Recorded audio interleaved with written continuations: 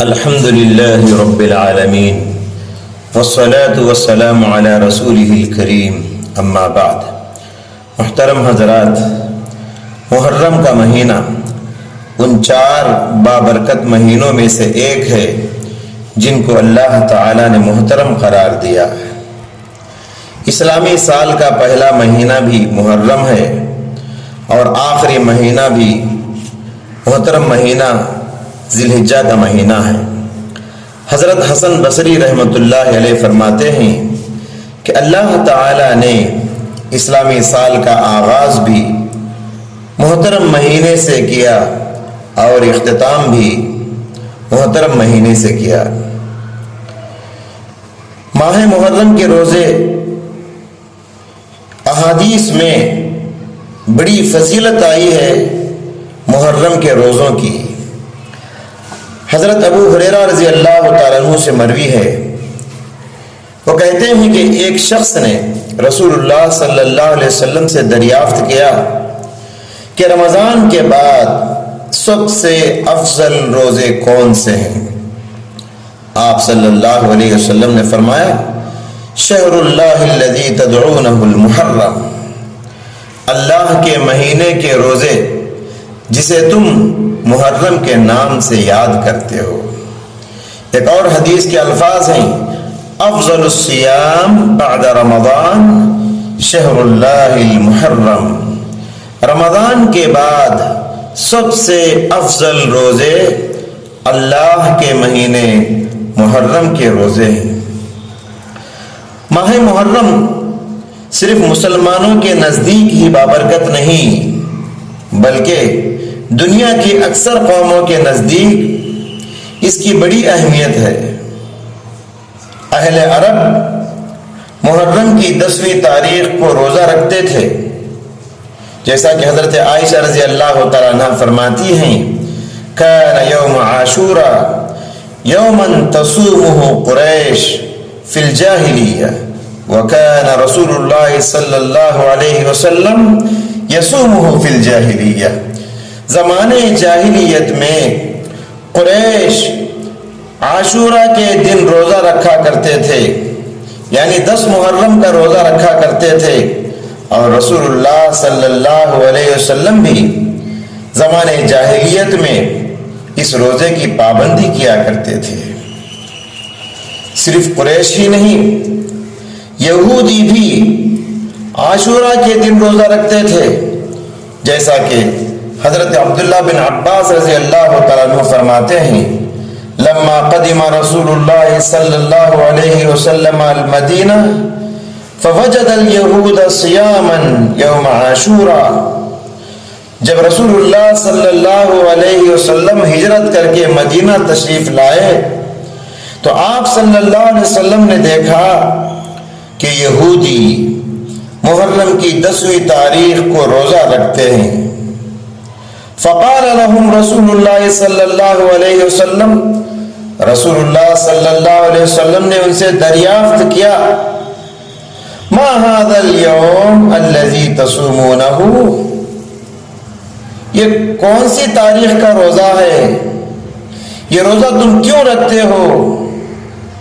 فقالوا، یہودیوں نے جواب دیا، هذا يوم عظیم، یہ بہت بڑا دن ہے، تاریخی دن ہے، انجى اللہ فیہ موسیٰ، اللہ تعالیٰ نے اسی 10 محرم کی تاریخ کو موسیٰ علیہ السلام اور ان کے قوم کو فرعون کے ظلم و ستم سے نجات دیا تھا۔ انجى اللہ موسیٰ وقومہ وغرق فرعون وقومہ، اور فرعون کو اس کی قوم کے ساتھ سمندر میں ڈبا دیا تھا، غرق کر دیا تھا۔ فصامہ موسیٰ شکراً، لہذا شکرانے کے طور پر اس کامیابی کی خوشی میں حضرت موسیٰ علیہ السلام نے محرم کی 10 تاریخ کو روزہ رکھا۔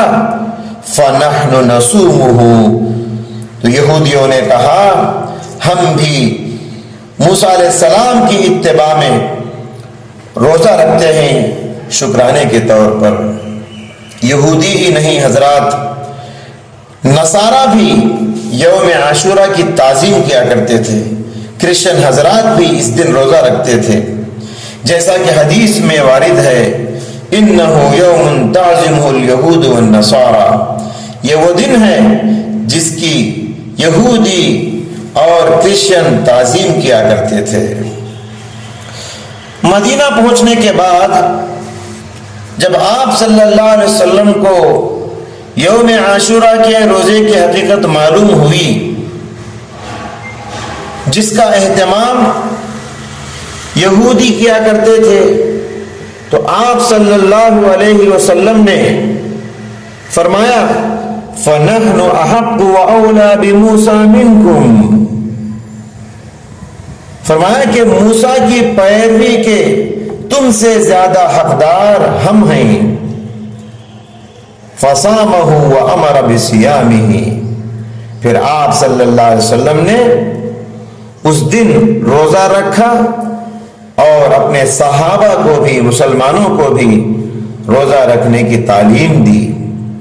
آپ صلی اللہ علیہ وسلم اس روزے کا حد درجہ اہتمام کیا کرتے تھے، جیسا کہ حضرت عبداللہ بن عباس رضی اللہ تعالیٰ عنہ فرماتے ہیں ما رأيت النبي صلی اللہ علیہ وسلم يتحرى صياما يوم فضله علی غیرہ، فرماتے ہیں کہ میں نے رسول اللہ صلی اللہ علیہ وسلم کو یوم عاشورہ اور رمضان المبارک کے روزوں سے بڑھ کر کسی بھی روزے کا اہتمام کرتے ہوئے نہیں دیکھا۔ رمضان کی فرضیت سے پہلے آپ صلی اللہ علیہ وسلم خود اس روزے کا اہتمام کرتے اور صحابہ کرام کو بھی اس روزے کو رکھنے کی تلقین کیا کرتے تھے۔ حضرات، محرم کی 10 تاریخ کے ساتھ ساتھ محرم کی 9 تاریخ کو بھی روزہ رکھنا چاہیے۔ رسول اکرم صلی اللہ علیہ وسلم نے جب صحابہ کرام کو محرم کی 10 تاریخ کو روزہ رکھنے کا حکم دیا تو صحابہ نے دریافت کیا انہو یوم تعظمہ الیہود والنصارى، اے اللہ کے رسول، یہ وہ دن ہے جس کی یہودی اور عیسائی تعظیم کیا کرتے ہیں۔ مطلب یہ ہے کہ 10 محرم کی تاریخ کو وہ بھی روزہ رکھتے ہیں اور ہم بھی روزہ رکھتے ہیں، تو دونوں برابر ہو گئے نا۔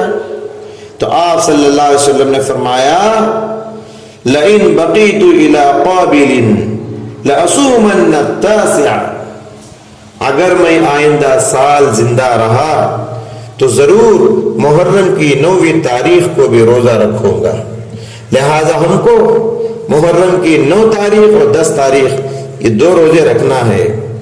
حضرت عائشہ رضی اللہ تعالیٰ عنہ فرماتی ہیں فَلَمَّا فَرَضَ رَمَضَانَ كَانَ هُوَ الْفَرِيضَةُ، جب رمضان کے روزے فرض کر دیے گئے تو آپ صلی اللہ علیہ وسلم نے عاشورہ کے روزوں کا وہ اہتمام جو پہلے کیا کرتے تھے ترک کر دیا۔ صحابہ میں جو چاہتے روزہ رکھ لیتے، جو چاہتے ترک کر دیتے تھے۔ لہذا ہمیں چاہیے، یہ روزہ گرچہ کہ سنت ہے لیکن بڑی فضیلت اور بہت ثواب والا روزہ ہے۔ کتنا ثواب ملتا ہے دیکھیے، فرماتے ہیں رسول اللہ صلی اللہ علیہ وسلم احتسب علی اللہ ان یکفر السنة التي قبلہ، مجھے امید ہے کہ اللہ تعالی اس روزے کی وجہ سے پچھلے 1 سال کے گناہ معاف فرمائے گا۔ کتنی بڑی فضیلت ہے، یہ 1 سال میں ہم کتنے گناہ کر لیتے ہیں، یہ 1 دن میں، 1 ہفتے میں، 1 مہینے میں ہم سے کتنے گناہ ہو جاتے ہیں، ہاتھوں سے گناہ، پیروں سے گناہ، منہ سے گناہ، کانوں سے گناہ، کتنے گناہ ہوتے ہیں۔ 1 سال کے گناہوں کی بخشش یہ بہت بڑا مجدہ ہے، بہت بڑی خوشخبری ہے۔ لہذا محرم کے روزوں کا ضرور اہتمام کریں۔